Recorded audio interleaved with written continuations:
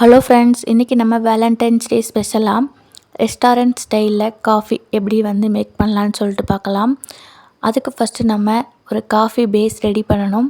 அதுக்கு 2 table spoon அளவுக்கு நான் இன்ஸ்டன்ட் காஃபி பவுடர் சேர்த்துக்கிறேன். 2 ஸ்பூன் அளவுக்கு சர்க்கரை சேர்த்துக்கலாம். இப்போ அதே ஸ்பூனால் 2 ஸ்பூன் அளவுக்கு சுடு தண்ணி சேர்த்துக்கிறேன். இதுக்கு பதிலாக நம்ம வெது வெதுப்பான பால் கூட சேர்த்துக்கலாம். இப்போ இதை மூடி போட்டுட்டு ஒரு 5 நிமிஷத்துக்கு நல்லா கைவிடாமல் குலுக்குங்க. இந்த மாதிரி குலுக்கும் பொழுது நல்லா அந்த புஃப்னு அந்த பேஸ் நமக்கு ரெடி ஆகும்.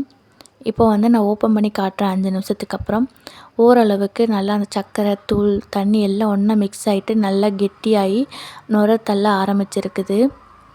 நான் இப்போ எடுத்து காட்டுறேன் பாருங்கள். இந்த அளவுக்கு இருக்குது. ஆனால் நமக்கு ஸ்பூன்லேருந்து வடியுது. இன்னும் கொஞ்சம் நேரம் கூட நம்ம குலுக்கணும்.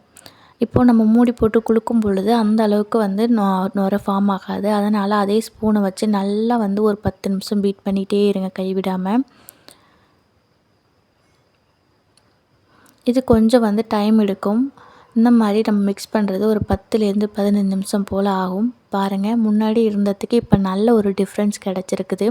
நம்ம ஸ்பூன்லேருந்து அந்த காஃபி பேஸ் கீழே விழவே கிடையாது. இந்த அளவுக்கு நமக்கு இருந்தால் தான் நமக்கு பீட்டன் காஃபி ரெடி பண்ணுறதுக்கு நல்லாயிருக்கும்.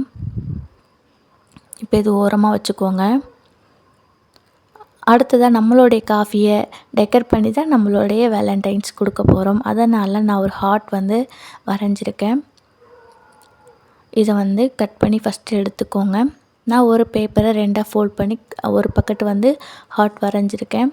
இந்த மாதிரி 2ஆக ஃபோல்ட் பண்ணி அதுக்கப்புறம் கட் பண்ணும் பொழுது நமக்கு ஈவனான ஹார்ட் அண்ட் ஷேப் கிடைக்கும்.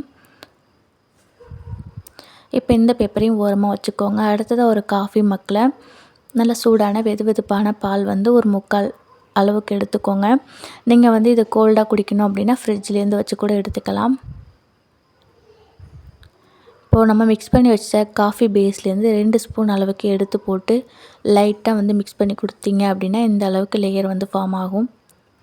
அடுத்ததாக இதை டெக்கர் பண்ணுறதுக்கு நம்ம கட் பண்ணி வச்ச பேப்பர் வச்சுக்கலாம். அது மேலே நம்ம ஆல்ரெடி எடுத்த காஃபி தூளியை லைட்டாக ஃபில்டர் வச்சு ஷேக் பண்ணோம் அப்படின்னா அங்கங்கே அந்த ஹார்ட் மேலே காஃபி தூள் பட்டு நல்ல ஒரு டிசைன் கிடைக்கும்.